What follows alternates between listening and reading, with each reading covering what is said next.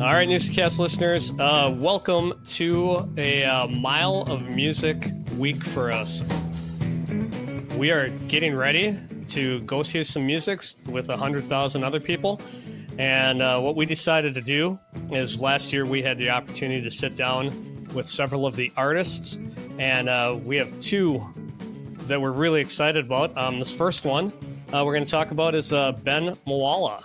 Yeah, Tosh. Our favorite week of the year, Mile of Music.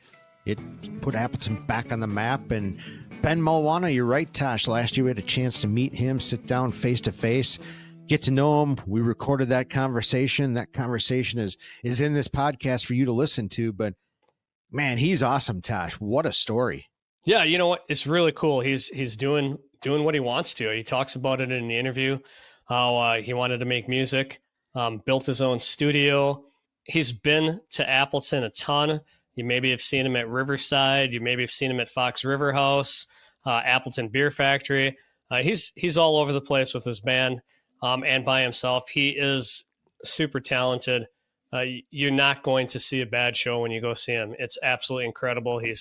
And just the fact that he is so down to earth too. It's really cool. No, it really is, Tosh. Yeah, you nailed it on the head. He's also in the PBS documentary as well. They have an extended version of his set at Riverside. I remember that. And if memory serves me correct, that part of that got rained out. But he played several different times. And Tosh, I remember he told one of the most epic stories about his first experience with U.S. soil, U.S. citizens, and dog poop. And how we take care of that and what happened. That was absolutely shocking to him. Yeah, it's a great interview. You're going to absolutely love it. And, you know, if you really do like it, you can actually go back and listen to that entire podcast. But you're going to hear the entire thing here. You can also go to a YouTube channel. And when you go to the YouTube channel, not only you get to hear the podcast, but you get to see those throwbacks that we have as well. I mean, Joe, I lost track of how many throwbacks we've done, but some fantastic interviews with sports and celebrity that spans, the last, 30 years for sure? Yeah, 100%, Tosh. While you were saying that, it got me to thinking that this podcast, 100% local, 100% authentic, just like Mile of Music, and we hope that we actually have new Mile listeners listening to this episode. And if that's the case, the content that Tosh and I created, the interviews that we have, they're all local people. Some are in the music scene, some are in the sports scene, some are in the creative side scene, Appleton Downtown Inc. You and I have been really, really lucky to talk to a lot of different people. I would say we have probably 80 to 90 episodes. And then on top of that, we, for a long time, had a fundraising banquet called the Red Smith Banquet that was for youth sports. And we had some incredible people that you'd recognize nationwide, Bob Costas, Bill Walton, people of that magnitude. And then from all sports came to Appleton every January. And those were all recorded. So those are part of the podcast. Those are on the Newsa-Cast YouTube page, like Tosh said, actual video from the banquet and all of their speeches. So we're creating local content too, Tosh, in our own way. Absolutely. And, one thing I do want to plug is if you do get a chance, Ben will be playing Saturday at the Appleton Beer Factory from 6:40 to 7:30. Then Sunday on the Lawrence Lawn main stage from 1 to 1:50. So that'll be your chance. He is bringing his bands, Ben Mulwana and The Village. So excellent chance to go check out what he does. Buy some of his merch, buy his CDs, whatever you need to do. Download his streams and pay for those and help him support his cause. Yeah, absolutely, Tosh. All the musicians, Mile of Music, buy all the merch you can get from everybody because it really does help everybody. And go see Ben, but also the music in this podcast is Diggstown. They're a Mile of Music band as well. They're playing at Rookies on Thursday night, 6:10. That's an outdoor stage. It's a cool little venue.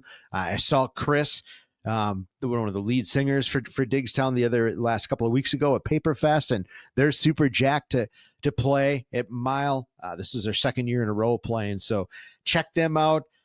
Check out everybody. But yeah, Tosh, man, I can't wait. I'm ready to go. Absolutely. Well, we hope you enjoy this. Make sure you like and subscribe as always, and check out our YouTube channel as well, and check out some of those old throwbacks. Yeah, I feel like I try to explain to my parents sometimes because I talk to them normally during the day. It's like they're about to go to bed or whatever, and every time I'm telling them like, oh, I'm here doing this or doing that. They lived in America for a little bit, but it was so little. Like they lived in Fairfax, Virginia, and I try to explain to them like I think every corner of America just has a different culture. Like you're in Fairfax, Virginia, and like that does not explain the Midwest in any way, shape, or form. Like, you know, we talked to Carsey Blanton a little bit earlier today. Okay. We were talking about, because she tours just like, you all over the place. So you guys see the country. And it's so true, right? There's pockets of just cultures and people and the way they talk and the way they live. It's pretty weird. It is kind of, I think my favorite has been the South.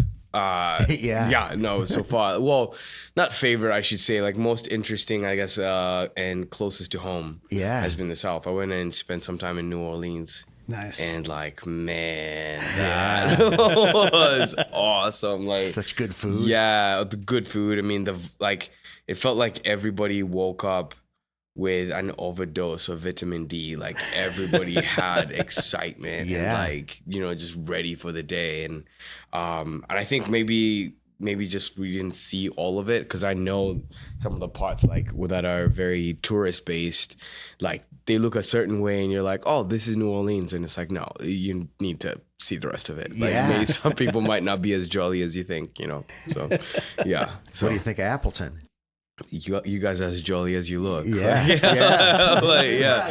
I mean, I love, so I've like, the first time I came to Appleton was like in the winter, right? And we're playing a show in like Gibson Music Hall, and I was like, okay, it's January, like there's a storm out, like there was a storm that day, white out and everything, and I'm thinking, okay, like every Midwest city, like everything is gonna be kind of closed and all that, and then to my surprise, like people all the way to the back, like people came all the way, and I'm like, it's a weekday, it was like a Wednesday, and I'm like, okay, listen, I got a few questions.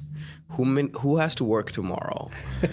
And people are like, yeah, people raise their hand. I'm like, okay, cool. How many people like knew, my music before like coming, like, because that'd be cool. And only a few hands went up. Right. And I'm like, okay, so for the rest of everybody, what are you doing here? Like it's snowing out, it's you probably could be home. You have to shovel when it's all done and it's super cold out. Like, what are you doing here? And you have to work tomorrow. Yeah. And everybody's like, no, we love live music and everything. And, then we came back for Fox River House, same reception. Like everybody was just so welcoming, so like just amped. I'm like, man, I thought you guys were amped in the winter time, and like look at like it's even more than that. Yeah. So Appleton is unique. Like I think there's something in the water. So it's one of the things we've talked about it. We've done this podcast. We've interviewed different people that have started this, the Mile of Music, and it's actually it's legit, and the 11 years has changed the culture, because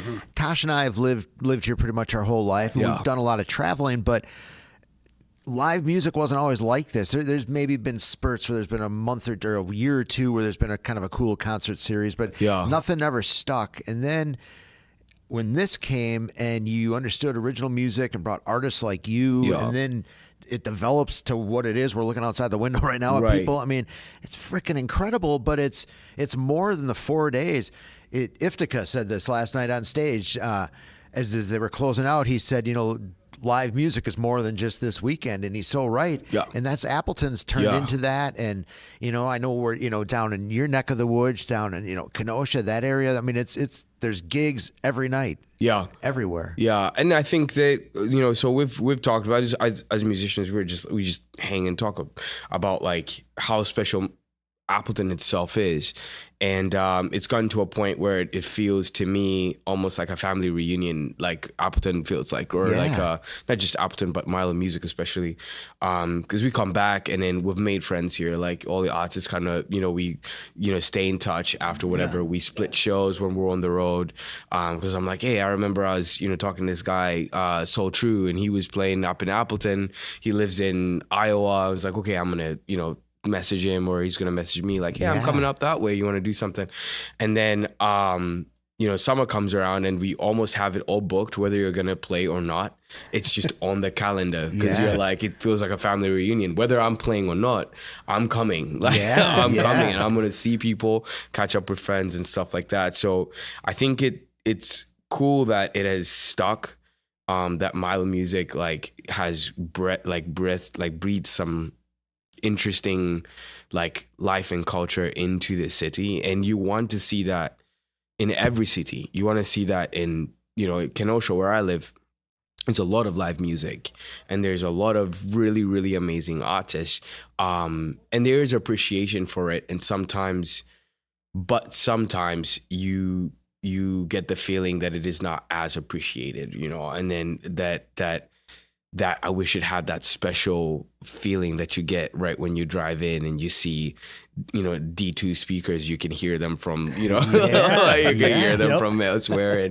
And, you walk past, Gibson Music Hall, and there's still a line out the door and stuff like that. And like that, and full well that there's not one person going to play a song that is popular, like it's every song you're going to hear is like from an artist that is doing this because they genuinely love it. And like this is that type of, you want that to spread. I mean, not just throughout the Midwest, but really throughout the nation and the world in general. So. And you feel that I believe you probably feel it as a musician. We certainly feel it sitting out there. You feel whatever that is, that connection from your, whatever that thought was in your idea comes out as a song. We're listening to it, and there's a connection when it's being played live. It's an amazing feeling that I can only imagine you feel that every night with an audience, or just about. Oh yeah. I mean, I think, honestly, you get people at the end, like you get people, you walking down the street and, someone stops you and says like, hey man, you played like this song that is like my favorite, and I listened to it. And then we morph into past the music. Like we spent probably 10 seconds on like, man, it made me cry. You guys sounded, and then we don't talk about the sound again. We don't even talk about the show again. It becomes a story about like, what the song sparked or whatever happened. Like, I just lost my, this person, or I just fell in love, or I just, this just happened, or I just, got my heart broken, and like this, is this. And so we're not even talking about the song anymore. We're just talking about, life, that connection that we're just having. And then all the way at the very end, it's like, anyway, that song, that's super cool. You realize you've been talking 10 minutes and you forgot even what song you started off with. And, it's really cool. So, yeah. Going back to you, when did you know that music was something that really was an interest to you, that this is something you wanted to continue doing? Like, oh man, that's a tough question. That's a tough question. Because I think at first it looked cool, right? And I share this story sometimes. I started playing guitar to impress this girl I really liked. I was like, man, I didn't even remember what we were talking about. She just said, "Did it work?" No. Okay. Not even close. She just said, I really like guitar players. And I'm like, come on.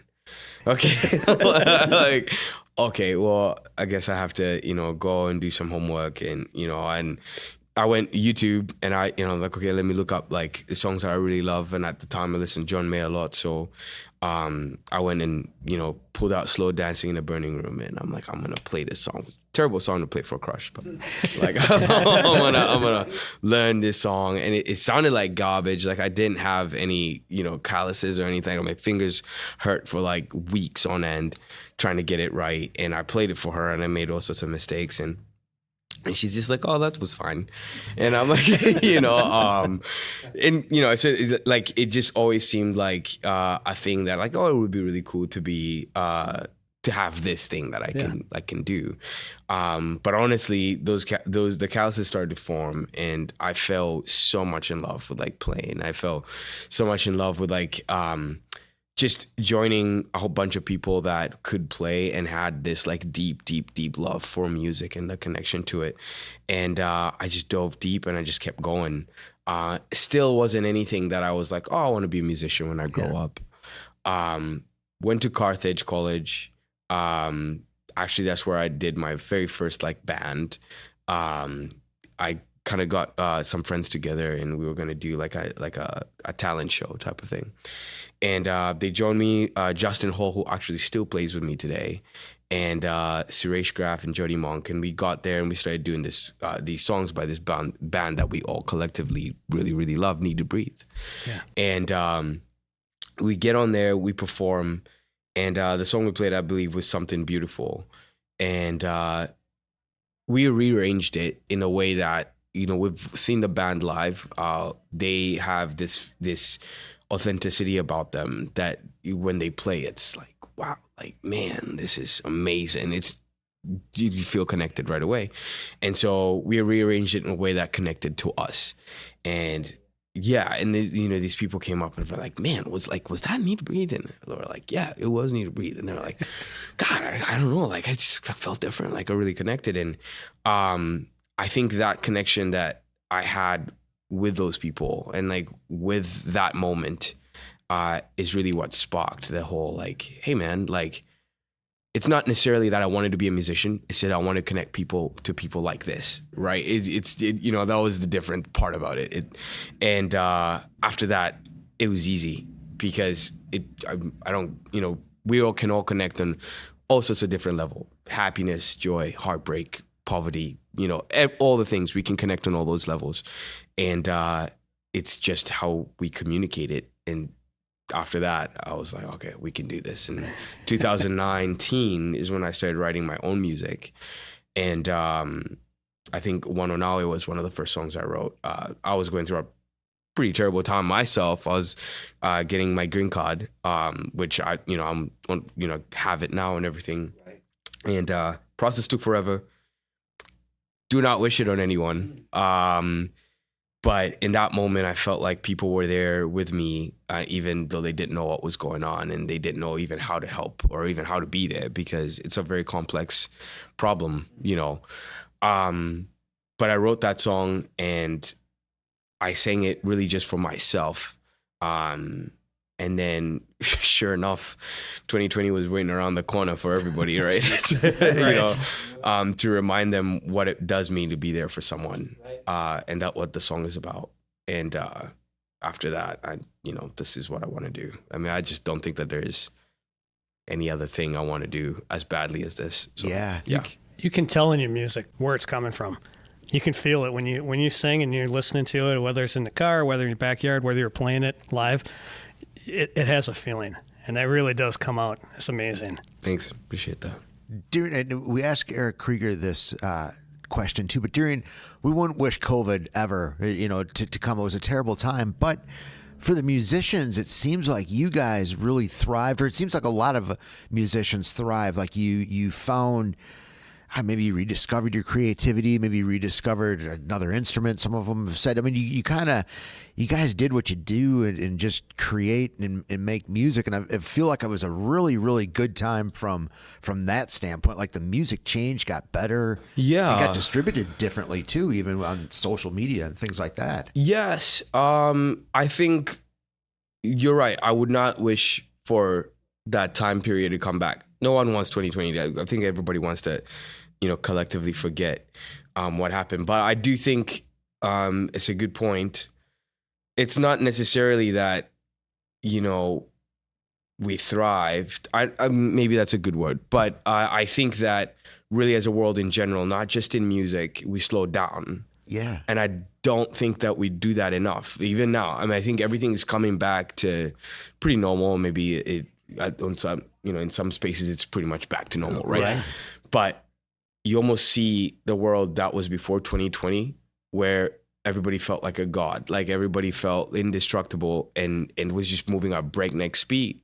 but you do see the result, because you do see a lot of anxiety coming back, a lot of those things that are stress related coming back. And I don't mean, there was a ton of anxiety in 2020, but like a lot of the problems that are like, man, I haven't taken a break, I haven't like just slowed down enough to, say hi to a friend or take a phone call from my mom, or, my mom leaves me like 5 missed calls and it's like, are you okay? Are you dying? Right. I'm not dying. I'm just trying to say hello. And, right. It's those things that feed us, and it's those things that feed everybody. And I feel like in 2020, you had no choice. You had to slow down, right? And I feel like you almost got force fed in that moment. So if there was an anxiety that you were putting off, if there was a fear that you were putting off, you had no choice but to sit with it, because there was nothing else going on. So I think that is again, I don't wish it to come back. We're glass half full guys. Yeah, right. But I do hope that we did learn something from it. Right. And it's just interesting looking back on that time and just thinking back about that. It's just, we're curious creatures, us humans. Yeah. So if we rewind all the way back to the beginning, you're in Uganda. What's life like in Uganda? I mean, what's your growing up years or early on? And was there music in the house? I mean, were you were always exposed to music early? Yeah. Was it different music? I mean, was Ugandan music? I'm not even sure what that is exactly. Yeah. No, it is. It is like normal music, but it is tribal. We had a lot of tribal songs, and a lot of our culture, even in storytelling, is very melodic. We sing song. We all sit together and tell stories, and almost every story has a song to it. It's almost like a Disney thing, but that's besides the point. My mom and my dad actually met in college, and they had their own band. Yeah, and they refused to talk about it, but there are pictures, unfortunately for them. And they look cool. They looked really cool. But they used to play, and they used to play in church. They used to play outside of church as well, but very specifically Christian music. For us in the house, my dad wanted us to learn how to play keys. I did not have the patience and discipline, and I hate that little boy that I was that could not sit down for 5 minutes, to practice or to do any of that. I just couldn't sit still like that. And he got this teacher who was our uncle, one of those people you call uncle and not your uncle. But he was like, the one that they hired is like, this is going to be the guy. And he didn't read music. He was just a by ear type of situation. And it was cool though, because he would play us a song and he'd show us the chords and he would show us everything and then play a little bit of the radio. And so like, okay, what'd you hear? Go ahead and play it. And that's somewhat how I learned. So like even guitar is more just I listened, I like learned a few frames. My sister showed me a few chord progressions. She knew a little bit. And then we went from there. Everything, so you're by ear? I mean, you're just learning by ear and that's just hearing the mistakes and fixing them? Yeah. And, I think it allowed me to come up with unconventional people. I know there's other people that do it, but people always watch me play, and I play my bar notes with my thumb all the time. I was watching that today. Yeah, I had a good look at it. Yeah, and people are like, you're not. I'm like, it has worked, and I am not going to fix it. You figure out how you need to process that, but I can't do that. It's way too late, maybe. It's so interesting and cool because some of the greatest guitarists, I believe, have their own unique style. That they aren't like textbook, and even other sports. A golfer's swing is different. Right. It's just different, but it works. For them. It is what works for you, and I think that bleeds all over. It goes in, either how you write or how you play, how you sing. It is what works for you, and what works for you is influenced by what we were talking about. Background, whatever. So in my household growing up, or in my dad's household growing up, we told a lot of stories, and we told a lot of this. So that informs how I write. I love telling stories when I'm writing. And your stage presence is that way as well, right?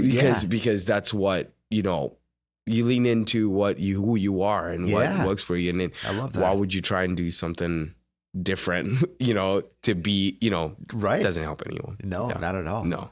Yeah. How long were you in Uganda? I mean, how old were you when you moved to the U.S.? What was that transition like? Yeah, I was. So my dad worked for World Vision.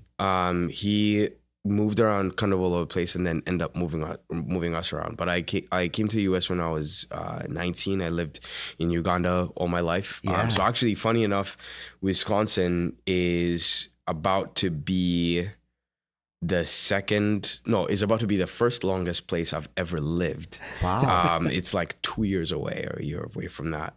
But I lived in Uganda until I was about 14, 15, moved to Kenya, lived there until I finished high school, and then moved here, and then I went to college. Yeah.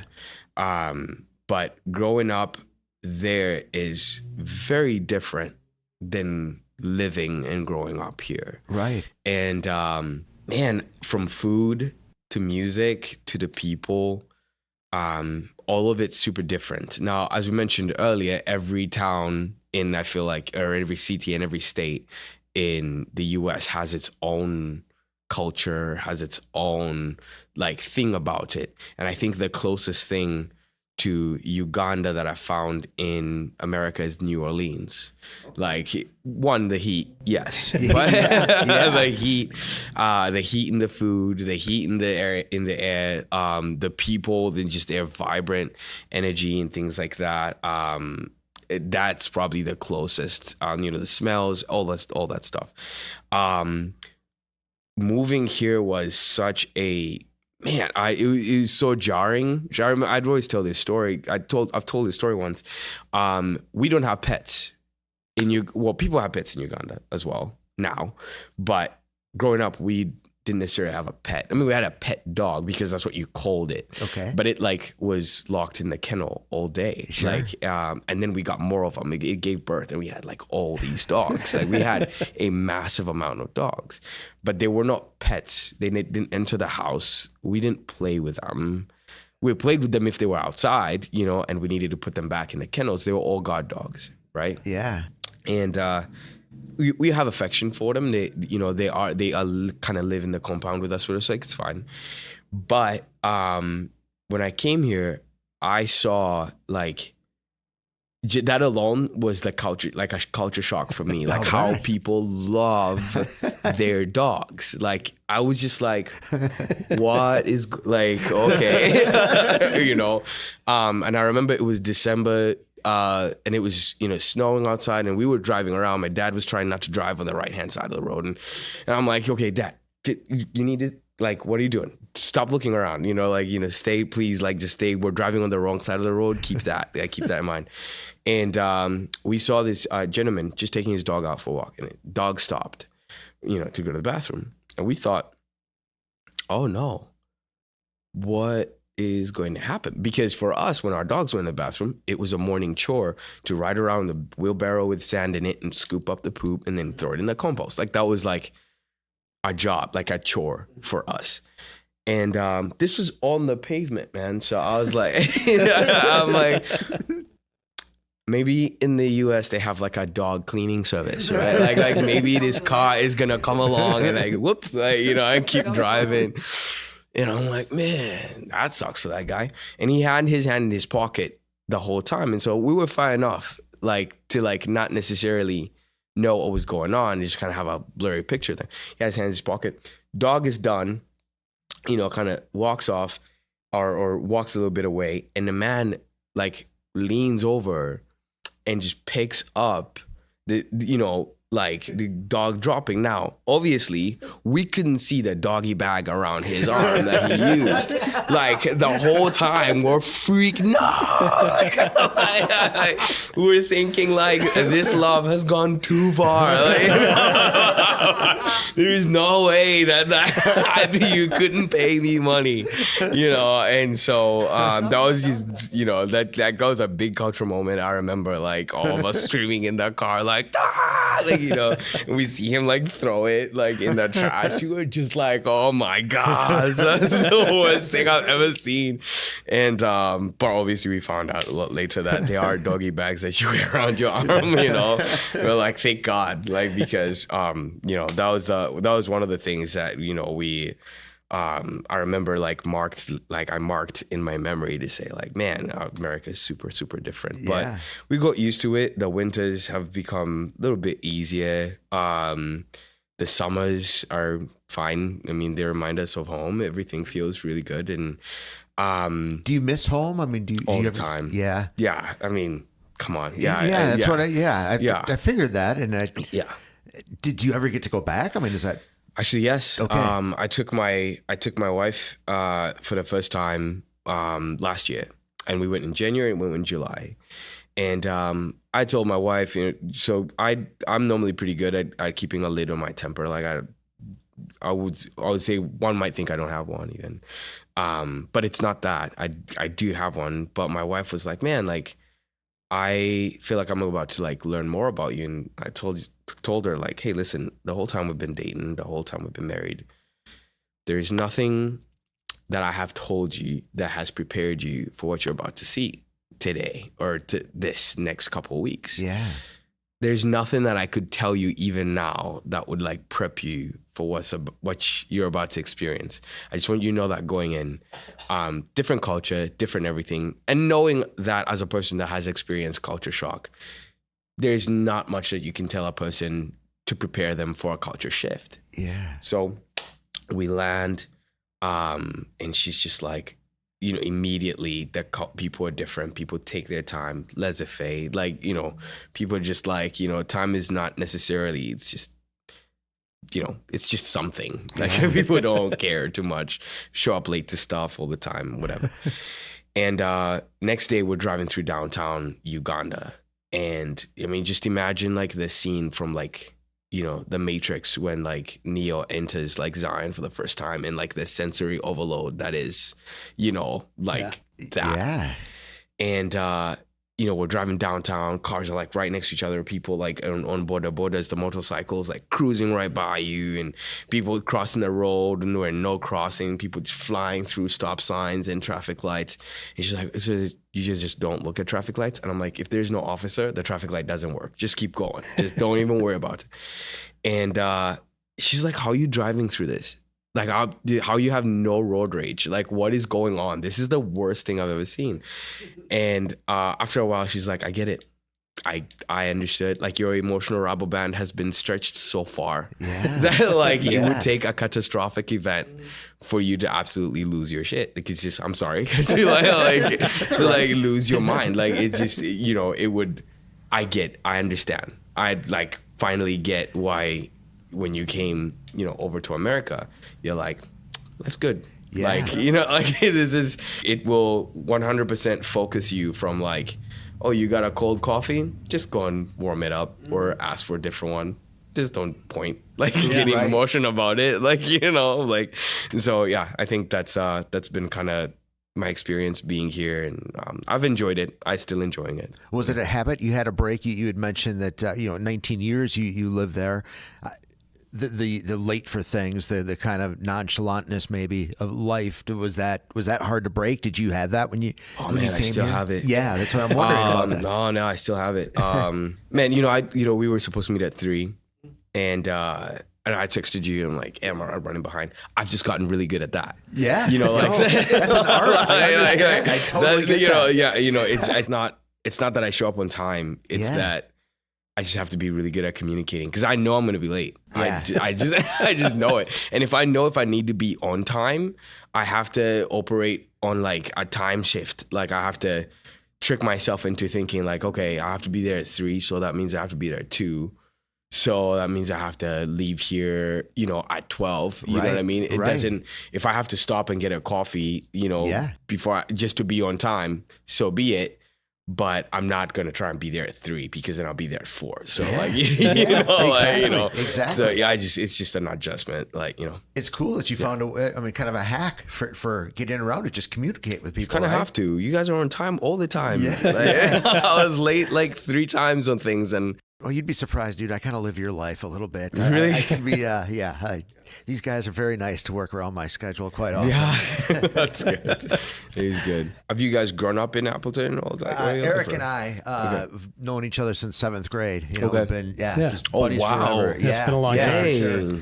Tasha's the one that he always had the best CD collection. So we listened to a lot of music together, and I don't play an instrument, but I just love music. You spoke earlier, you kind of that communication of music. I weirdly feel that even though I don't play an instrument, but I understand what you're talking about. And I think it even spoke to me early on in life. And he always just had, just a wide variety of music, right. Frank Sinatra on Sunday mornings and, things like that, so... What we were talking about, you kind of sound a little bit maybe like there's some Ben Harper in you or something, and went through a long phase of listening to a lot of Ben Harper, So I don't know. I love music and just there's just so much of it. It's hard.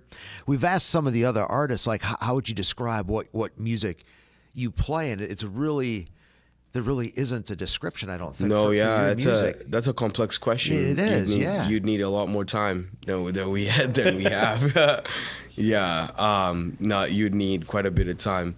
I think that how do you describe it? It depends the song. Yeah. Number one. I think that's an honest answer. Is it depends the song. I think it depends on how we start. It depends on the people on stage with me. I've been lucky enough to find some guys that I just like trust with my life, and they have been really cool at just translating. Everything I do, I try and put like what my roots are in it. You know? So it's hard to play let's say a pop song is a little bit easier, but like let's say a blues song. Yeah. And put, an Afro beat in there. But then here comes this magician of a drummer, Raphael, that I play with. That he's like, I think we could do something, And then he comes up with some just amazing, rendition of a Afro beat that I like, and then he adds blues in there. Bam, it's done. And so I think, John Blesson, who's been on bass with me for the last couple months, has been just really, really cool. He just gets on there and he's just a bass connoisseur, and he starts playing something and he's like, well, but you want it to sound a little bit like, like an Afro beat. Well, bam, here you go. What do you guys think of this? And and I'm like, okay, how about like if we do something or play something on the guitar? He's like, oh, you mean did? So I'm like, yep, that's exactly that will work, And Zeph, Justin, just amazing people at their craft, and again, it takes a level of trust to them be able to go past a genre, go past a whatever, and just trust that there's a sound that we're looking for, or there's a sound that he's trying to communicate, and like let's make it. And so we don't even begin to talk about genres really anymore. Yeah. And maybe you don't even have to. I think most of the music I like, I don't even know how to describe it. I just know it when I hear it. Is that almost the best part of this whole ride, is just when you're with your bandmates and you're searching for that, just coming together and finding that whatever that is you're looking for in that song? Or it's probably just playing the live. best part. It's a part that I like. Yeah. Sometimes it's not the best part. Yeah. Because I think that any songwriter, maybe they won't tell you, maybe they will tell you. I think they will tell you. You have to be a little bit selfish with just how making your music or writing your song. And I think you also have to be a little bit selfless to say like, oh, well, this is a group project, you can write it for yourself if you want, but you better not ask those guys to play it, if you have something so specific, and I think it would be unfair. And I think that once you trust people to include them in the process, whatever they bring, their background's not the same as your background. So you kind of have to lose the ego and you have to lose the self there a little bit. to say, okay, let's do it this way, see how it turns out. But again, I love these guys that they're able to say, like, is this what you want? How far is the song developed before you bring it to them? Like, where are you in that process when you're at least comfortable to bring it to the band? So, as far as like chords, I'm never attached to them too much. I have a very hard time writing on guitar.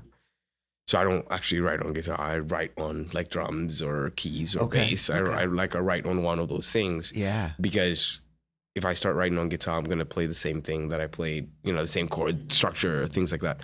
So because I'm not a drummer, I'm not attached to whatever beat I came, as long as the foundation is the same, right? As long as I don't care.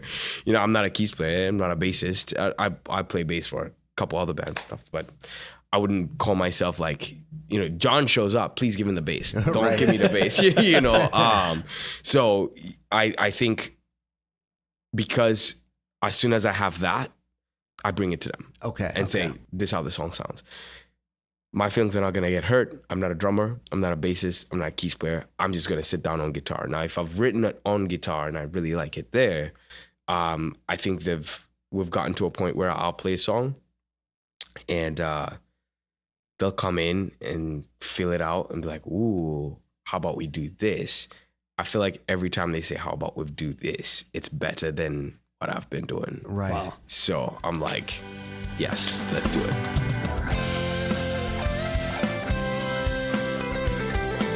You can find every episode on Apple Podcasts, Spotify, or YouTube, or any podcast app. Follow our social accounts for show updates, local events, inspirational content, or simply for fun. Follow us on Facebook, X, TikTok, Blue Sky, or Instagram.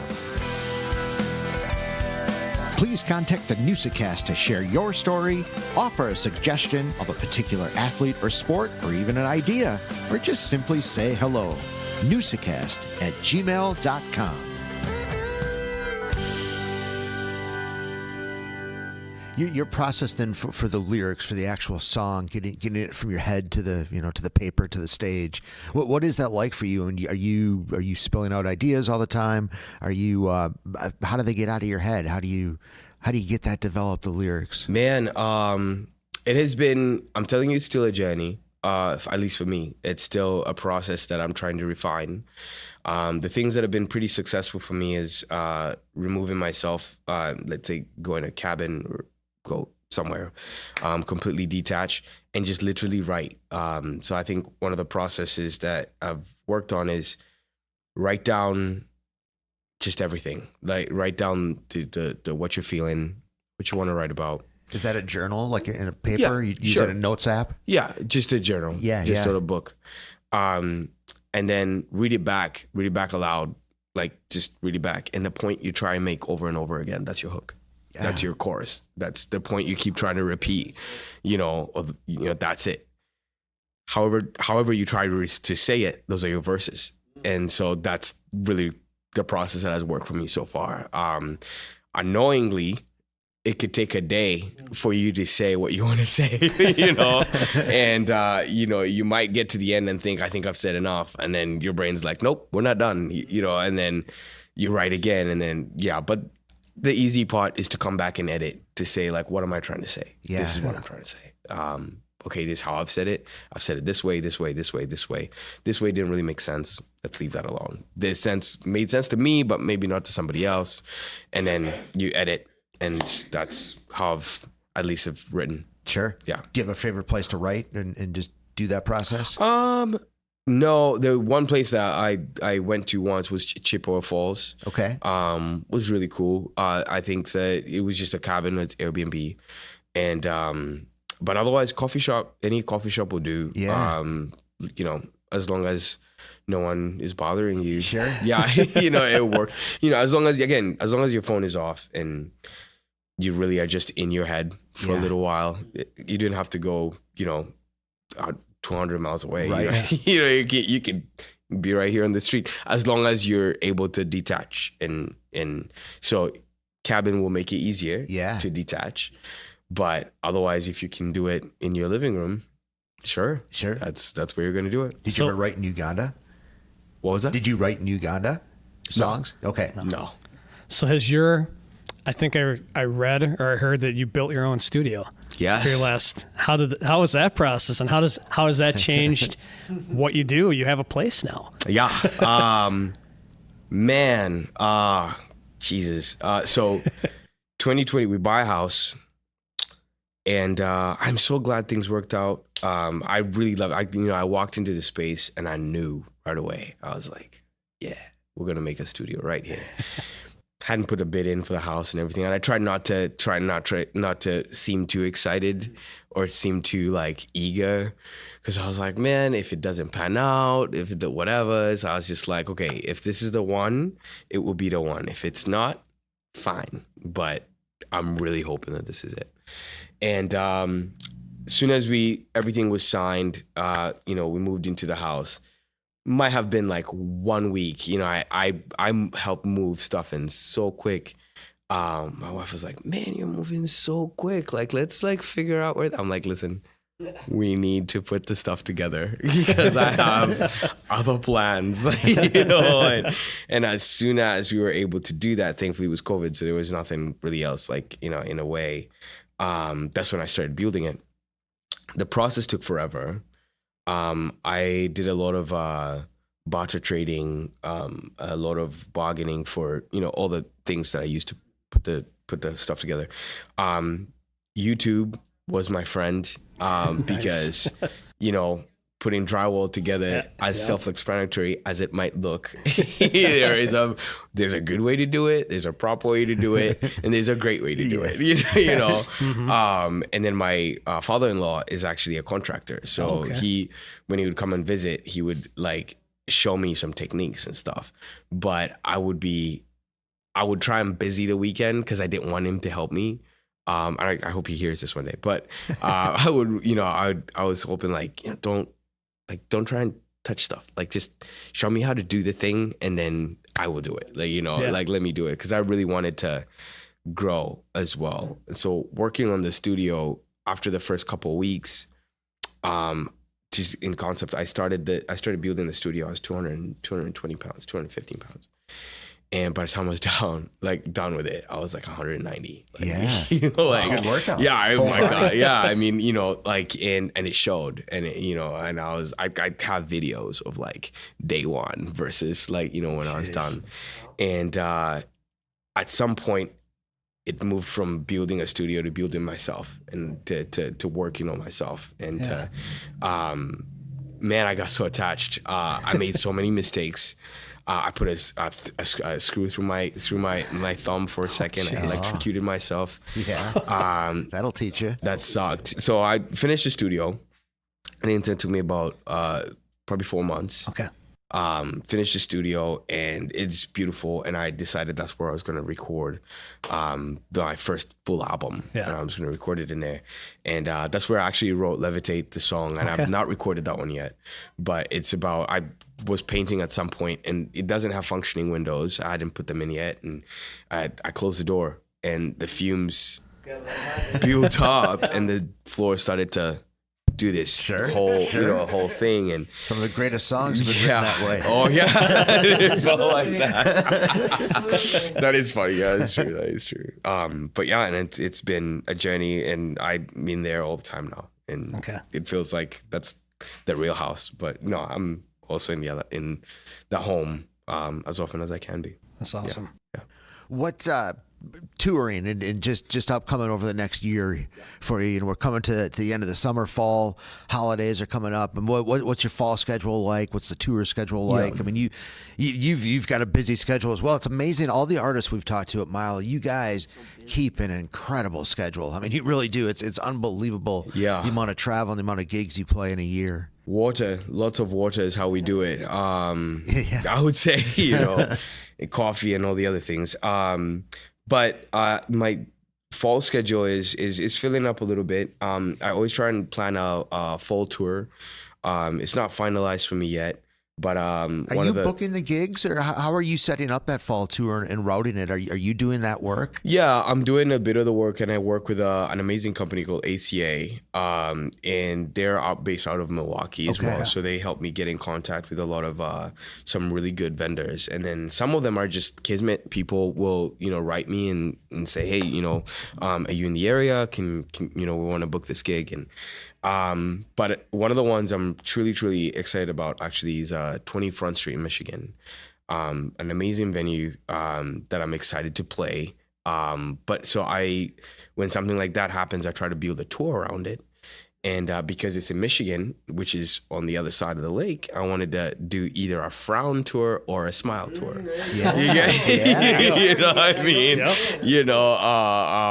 So I wanted to do a home tour leading up to, because the way that the fall is and the way that the actual venue is very intimate, like collection type of thing. So I thought, like, why not get some practice and do some intimate house tours all the way around and play some intimate shows all the way up to, make it a smile tour.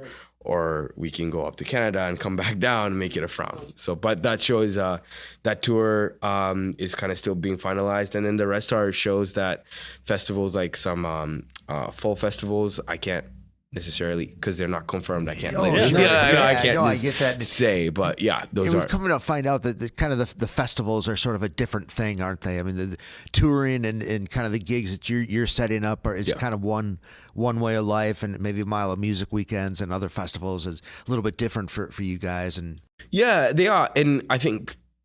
You can have favorites. I think yes. I think the festivals are much easier and can become a bit, at least my favorite, because you're meeting new people. Yeah. The people that you wouldn't otherwise have met. Right. Because they just come to the festival because of its name or where it is. Yeah. People just come.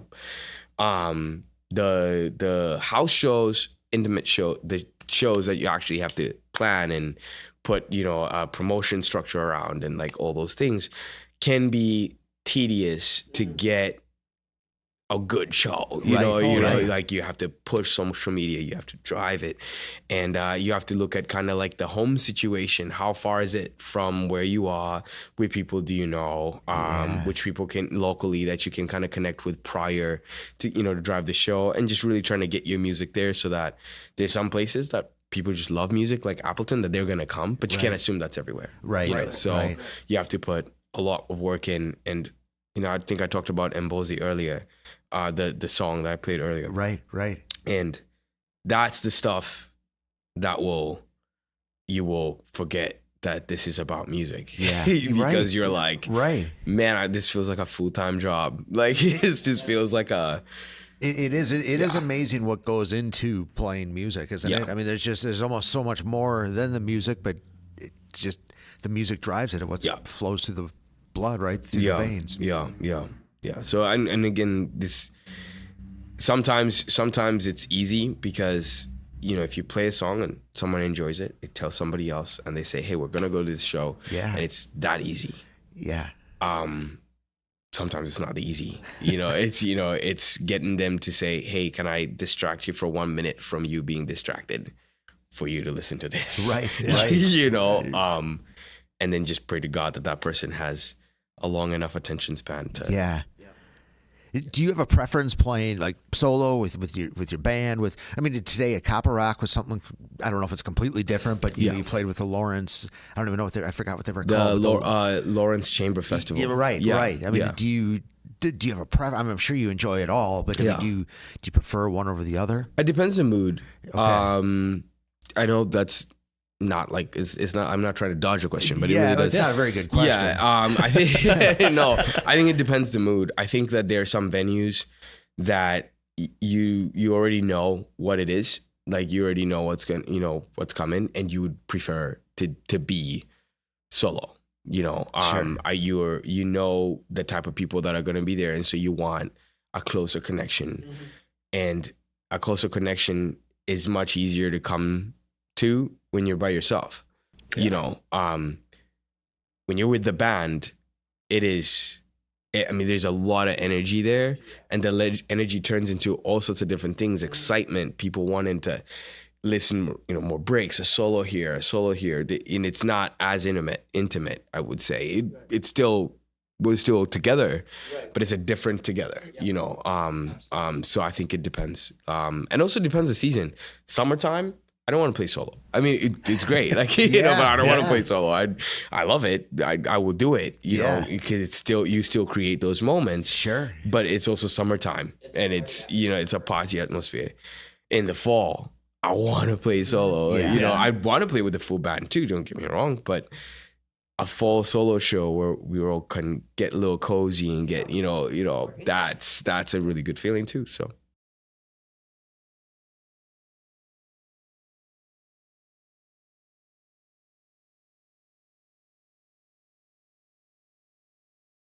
How long have you played with those guys? You really seem like you have, at least your stage. Yeah. It appears that you guys just have your own language and kind of connect really well. So with John, I'll start with the person I've played the least with. So Zeph, that was Zeph's second show with us. Okay. Believe it or not, the electric player. Yeah. And with John, we're going on a month and a half. Okay. Maybe probably less than 10 times. Yeah. Playing with us. With Rafi, we met at a wedding. Believe it or not, that was a wedding in 2019. Okay. And he came up. Was it 2021? Maybe actually, it might have been 2021 even.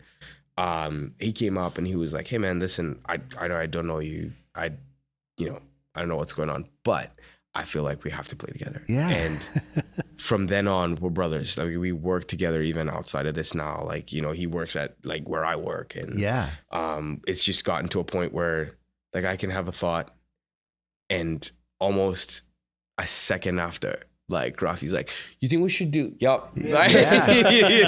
It's just like, That's awesome. yup. And then Justin, I've known, I think I told you guys earlier, 21 hours. I have known one of my oldest friends in Wisconsin, probably my oldest friend in Wisconsin now. And I've played with him since college. Yeah. That's we've awesome. been together 8 years now. Yeah. Kind of when you know, I guess, right? Yeah. And again, we kind of joke around. There's probably a lot of musicians will tell you this too, is it's when you have chemistry with the people you play with, whether it's the first time or the 100th time you played, it's going to sound good. Yeah. If you don't have chemistry, whether it's the first time or the 100th time, it's going to sound bad. It doesn't matter. Yep. It sucks that it's true, but if you don't have that, like that trust that you can just say, like, I know this guy, we might have just met outside, but I know this guy, you can play. Northeast Wisconsin Sports Advancement, or Newsa, is a nonprofit org where our mission is to raise money, provide support, and bring greater awareness to youth sports organizations in Northeast Wisconsin. We do this primarily through the Red Smith Sports Award Banquet and the Newsa-Cast. Each year, we give back to the community through the Every Kid Plays grant. If you are considering donating or providing support through Newsa, please visit redsmith.org for details.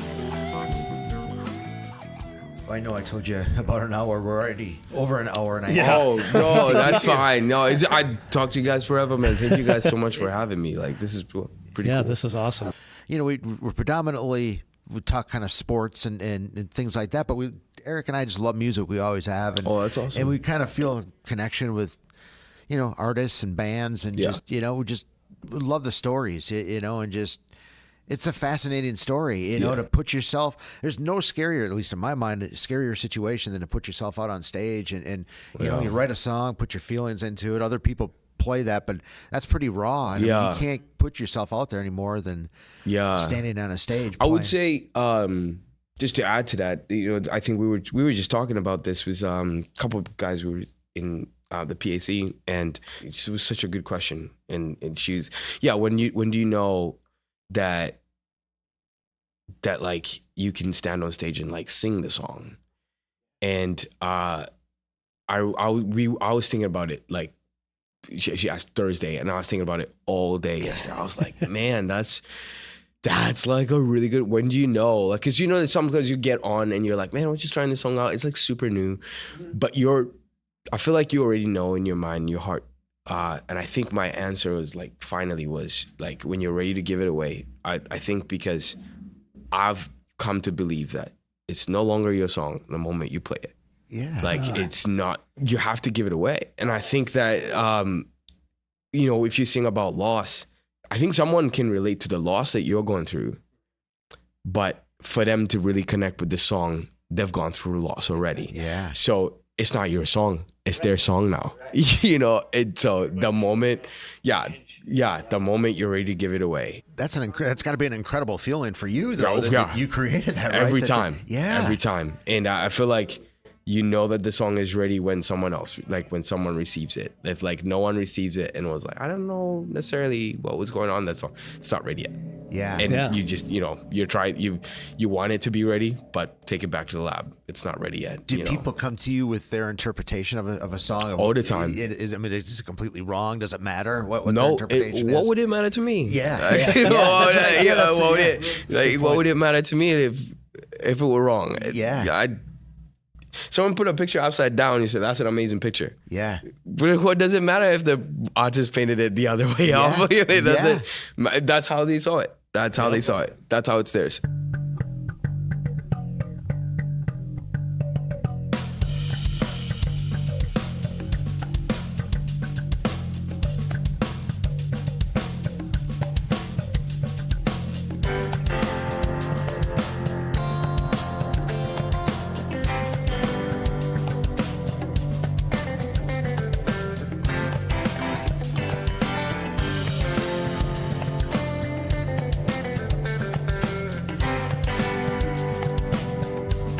Thank you for listening to the Newsa-Cast. We'd really appreciate it if you hit up our social pages, subscribe, like, follow, and don't be afraid to engage.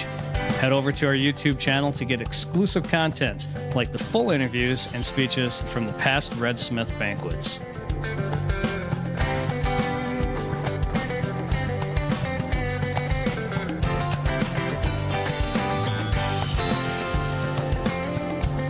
The mission of the Newsa-Cast is to carry on the tradition and services of the Red Smith Sports Award banquet that was held in Appleton for 57 years.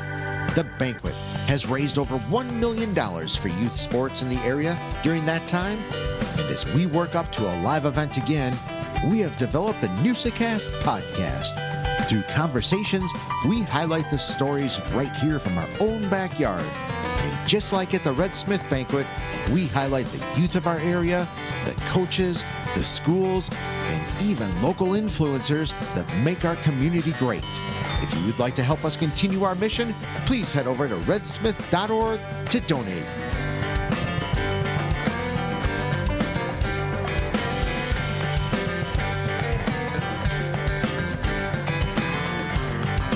The music you heard in this episode was Diggstown, a band right here in Northeast Wisconsin. Catch a gig, find them on Spotify, or go to diggstownrocks.com. This Newsa-Cast was produced by Polywave Studios.